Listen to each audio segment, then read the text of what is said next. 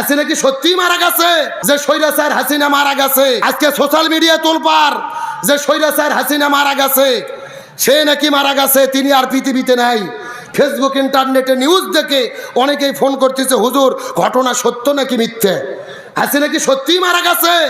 আমি এখনো সঠিক তথ্য জানি না, সত্য না গুজব তাও জানি না, কিন্তু আমি একটা জিনিস এখান থেকে বুঝতে পারলাম, হাসিনা মারা যাওয়ার আগেই, খবর নিশ্চিত হওয়ার আগেই জনগণ যেই খুশি, ও মরে গেলে মনে হয় জনগণ ঈদের মতো আনন্দ করবে। এ কথা কন না কে? স্বৈরাচার হাসিনা পালিয়ে গিয়ে জনগণ যতটা না খুশি হয়েছে, তার চেয়ে বেশি খুশি হবে এই জালেমের যেই দিন ফিরাউনের মতো এই জমিন থেকে বিদায় হবে, নমরুদের মতো বিদায় হবে। আর বিদায় একদিন আজব কালোক হবেই। তবে রসুলের একটা হাদিস মনে পড়ে গেল, একটা মানুষ মরে যাওয়ার পরে এলাকার মানুষ যদি তার জন্য আফসোস করে, দোয়া করে, কান্না করে, ওই লোকটা হলো জান্নাতি। পক্ষান্তরে কোনো লোক মরে যাওয়ার খবর শুনে এলাকার লোক যদি খুশি হয়, মনে করতে হবে এ জাহান্নামের কীট, এ জাহান্নামের খড়ি। একটা মানুষ মরার পরে কি করবে? আল্লাযীনা ইযা আসাবাতুহুম মুসিবা ক্বালু ইন্না লিল্লাহি ওয়া ইন্না ইলাইহি রাজিউন। মানুষ মরে গেলে মানুষ ইন্না লিল্লাহ বলবে, অথচ এমন মানুষ বাংলাদেশে মরে যায় কেউ ইন্না লিল্লাহ বলে না, খুশির ঠেলায় বলে আলহামদুলিল্লাহ। এগুলো কি জান্নাতি মৃত্যু না জাহান্নামী মৃত্যু? এ জোরে বলেন কিসের মৃত্যু? সুতরাং স্বৈরাচার হাসিনাও ফিরাউনের হায়াত নিয়ে আসেনি, নমরুদের হায়াত নিয়ে আসেনি। আজ হোক কাল হোক তার বিদায় হবে, আর তার মৃত্যুতে জনগণ যদি খুশি হয়, মনে করতে হবে এ জাহান্নামের খড়ি ছাড়া কিছু নয়। কিন্তু আমি খুবই আফসোস এবং কষ্ট ভাই, এই বাংলাদেশে জামাত ইসলাম বিএনপি আমরা গত 16 বছর একসাথে আন্দোলন করেছি স্বৈরাচারের বিরুদ্ধে, কিন্তু স্বৈরাচার পালিয়ে গেছে, আমরা নিজেরা গুতোগুতি শুরু করছি। কথা কন না কে? এই জন্য বলি খবরদার এই ভুল করবেন না। জামাত ইসলাম বিএনপি চরমোনাই খেলাফত হেফাজত আমরা একই মায়ের পেটের সহোদর ভাইয়ের মতো, কেউ কারো বিরুদ্ধে মারামারি করেন না, যা রাজনীতি তাই করেন, জনগণ যাদের রায় দেবে তারা দেশ চালাবে। আমরা নিজেরা গুতোগুতি করে যদি ভাগ হয়ে যায়, ওই সুযোগে এই স্বৈরাচার দেশ ঢুকে পড়বে। আমরা দলাদলি করা মানে ওই স্বৈরাচারকে ফেরা সহজ করে দেওয়া। মাঝে মধ্যে হাসিনা বলে না, আমি সীমান্তর কাছে আছি, যে কোনো সময় শর্ট করে ঢুকে পড়বো। আমরা বলতে চাই, ম্যাডাম আসেন, এটা তো আপনার বাবার দেশ, আপনি শর্ট করে ঢোকেন, আমরা আপনাকে ফট করে আয়না ঘরে ঢুকে দেব। জোরে বলেন কি ঘর? বুবু বাইশো শর্ট করিয়া আয়না ঘরটা তোমার জন্য রাখছি গো সাজাইয়া। এ জোরে বলেন, বুবু বাইশো শর্ট করিয়া আয়না ঘরটা তোমার জন্য রাখছি গো সাজাইয়া। রিসিপশনে বইসাই আছি জুতোর মালা লইয়া, বুবু বাইশো শর্ট করিয়া আয়না ঘরটা তোমার জন্য রাখছি গো সাজাইয়া। আল্লাহর কোরআন বলেছেন, কুতিবা আলাইকুমুল কিসাস, জীবনের পরিবর্তে জীবন, হাতের পরিবর্তে হাত, পায়ের পরিবর্তে পা, চোখের পরিবর্তে চোখ। এই আয়াতের ডিজিটাল ব্যাখ্যা হলো আয়না ঘরের পরিবর্তে আয়না ঘর। বুবু আইবা তুমি আইবা গো, এইবার আইসা বুবু ক্ষমতা পাইবা না। এ যারা ঠিক বলবে না মনে করবেন ওই গ্রুপের লোক। এ জোরে বলেন ঠিক। বুবু আইবা তুমি আইবা গো, এইবার আইসা বুবু ক্ষমতা পাইবা না। খোঁজনেই বুবু কাদের কাকার অবস্থা খারাপ, দরবেশ বাবার হাউন আঙ্কেল এখন সামনে আসে না। নেতা কর্মী সব জেলের ভেতর, বুবু আছে ডরের উপর, কখন জানি আসে গ্রেফতারি পরোয়ানা। বুবু আইবা তুমি আইবা গো, এইবার আইসা বুবু ক্ষমতা পাইবা না। বয়স তোমার 80 বছর, ডাকিছে বুবু তোমায় কবর, দাফন হবে কোথায় সেইটা ভাবলা না। বুবু আইবা তুমি আইবা গো, এইবার আইসা বুবু সিয়ার পাইবা না। কথা বলেন ঠিক কিনা? আলোচনা কি চলবে? কারা কারা চলবে? দুটি হাত আল্লাহকে তুলে দেখান। লিল্লাহে তাকবীর। আজকের মাহফিল চলছে চলবে, ঠাকুর গায়ের মাহফিল, লাগিরির মাহফিল, ভান্ডার দহের মাহফিল কতক্ষণ চলবে? সারা রাত। কে রে, এটাকে হুজুর মারা ওয়াজ নাকি? আমার ভাইরা সারা রাত নয়, আলোচনা যেহেতু শুরু করেছি ভাইরে, মিনিট 30 টাইম কাজ দেওয়া যাবে?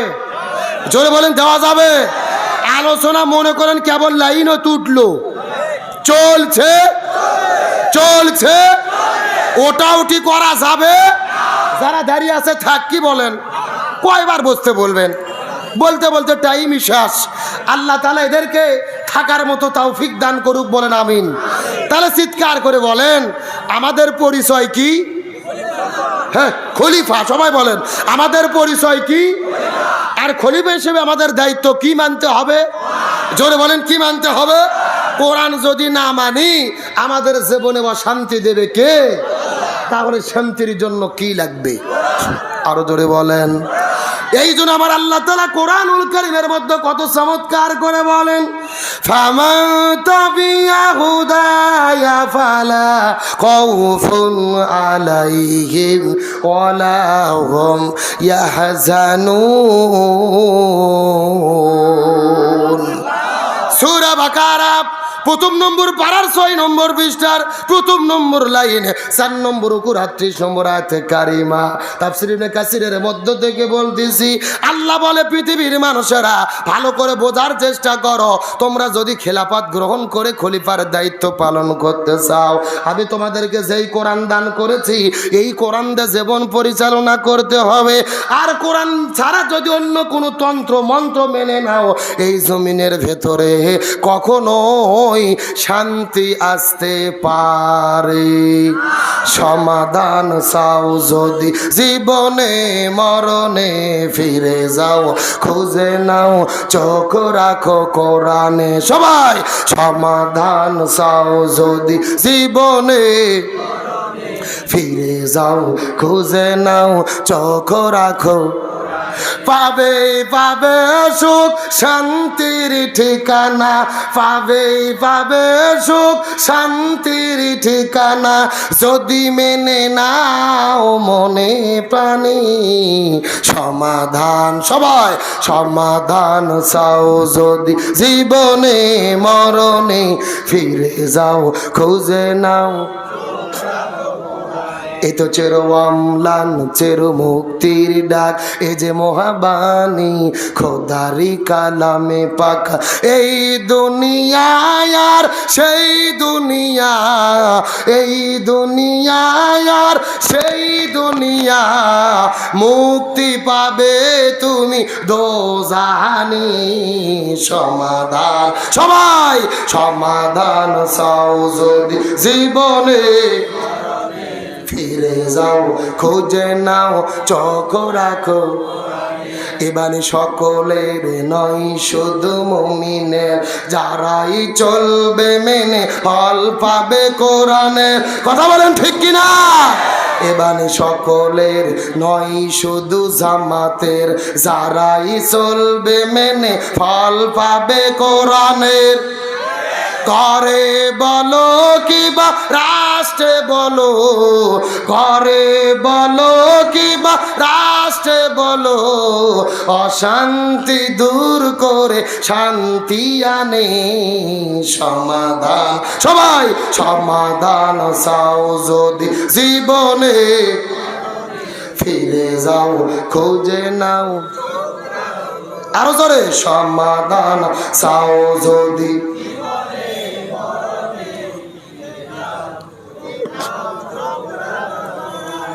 আমার বন্ধুগণ মুসলমান ভাইরা গভীর মনোযোগ, এতক্ষণ পর্যন্ত আনন্দ করে মজা করে করে অনেক আলোচনা শুনেছেন, শেষ কথাটা ভালো করে বোঝার চেষ্টা করবেন।